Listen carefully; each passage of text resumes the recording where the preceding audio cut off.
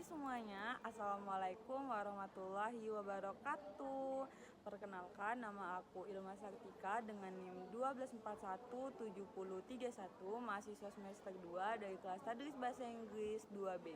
Jadi di sini aku ada tugas kuliah di mana menjelaskan apa itu bimbingan konseling dan apa sih masalah apa saja yang ada pada bimbingan konseling.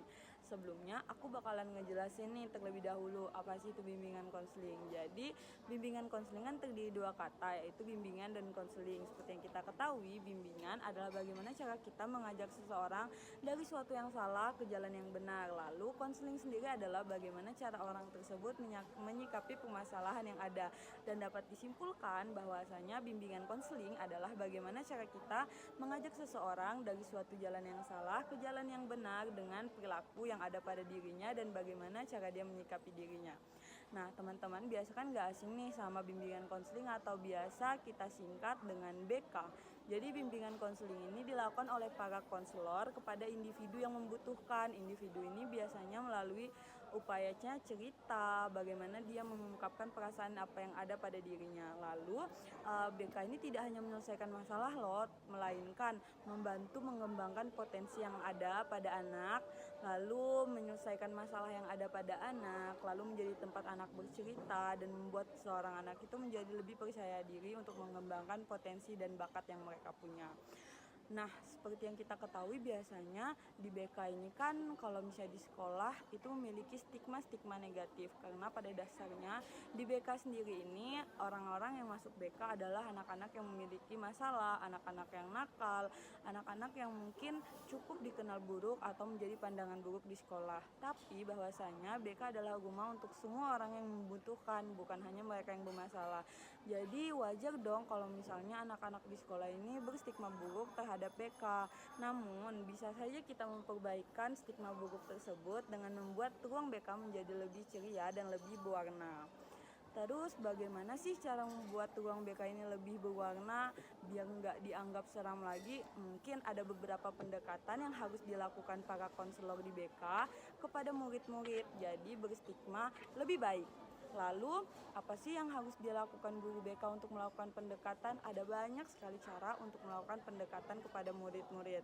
Salah satu contohnya bagaimana mereka bersikap di luar ruangan kepada murid-murid yang ada, lalu melalui pendekatan layaknya seorang teman, bukan seorang guru ya.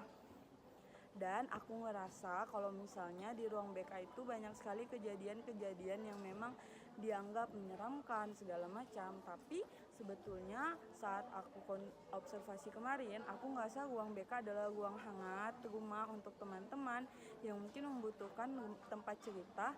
Dan jika memang teman-teman gak ada tempat cerita, teman-teman bisa ke BK buat nyeritain apa yang teman-teman rasain.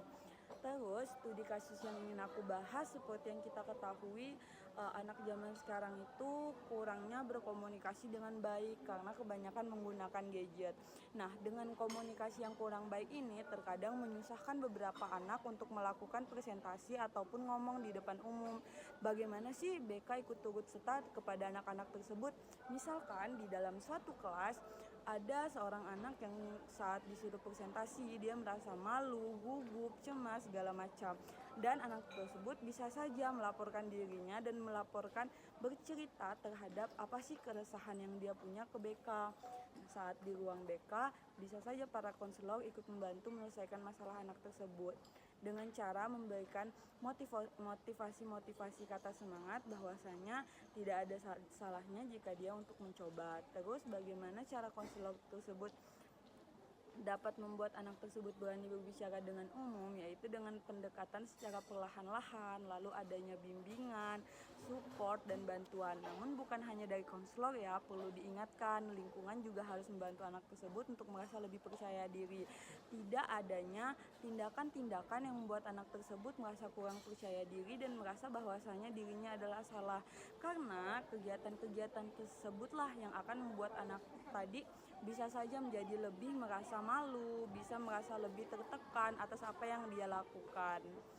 Jadi buat teman-teman yang merasa BK adalah suatu tempat yang gelap, tempat yang kumuh, kalian berarti salah pandangan ya. Mulai sekarang kalian harus memandang BK sebagai suatu tempat, sebagai rumah yang penuh dengan warna, keceriaan, kehangatan, dan segala macam, agar potensinya balik ke kalian lagi.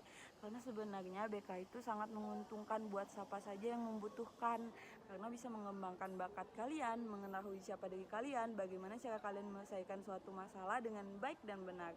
Mungkin itu aja yang dapat aku ceritain tentang BK. Sekian dari aku, terima kasih.